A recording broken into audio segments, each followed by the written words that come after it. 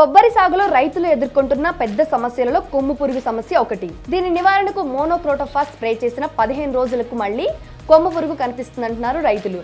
అయితే కొన్ని పరిశోధనల ప్రకారం పూర్వకాల పద్ధతిలో కొమ్ము పురుగు ఉధృతి తగ్గించడానికి లేదా వాటిని పూర్తిగా నివారించడానికి ఒక మంచి పద్ధతి ఉంది. ఇంతకీ ఏంటి అది అనుకుంటున్నారా? అదేనండి వేపాకు. సో వేపాకు, వేప విత్తనాలు, వేప బెరడులో అజాడిరెక్టిన్ అనే అత్యంత ప్రభావవంతమైన కీటకనాశిని ఉంటుంది. అయితే కొబ్బరి చెట్టు మధ్యలో ఇంకా కొబ్బరి ఆకుల వలయాల్లో వేపాకులను బాగా నలిపి కూర్చాలి. ఎందుకంటే వేపాకులు గాఢమైన వాసనతో న్యాచురల్ రిపల్లెంట్ గా పనిచేస్తాయి. ఒకవేళ కొమ్ము పురుగు వేపాకులను ఆహారంగా తీసుకుంటే సంతానోత్పత్తి జరగదు, ఆకలి మందగించి కొబ్బరి ఆకులను తినడానికి ఆ ప్రదేశంలో ఉండడానికి ఇష్టపడదు. అయితే వేపాకులోని అజాడిరెక్టిన్ మార్కెట్లో లభించే మ్యాంకోజబ్, బావిస్ట్రిన్ అనే ఫంగిసైడ్లతో సమానంగా పనిచేస్తుంది. కొబ్బరి సాగు గురించి మరింత సమాచారం తెలుసుకోవడానికి ఫ్రీడమ్ యాప్ ని డౌన్లోడ్ చేసుకోండి.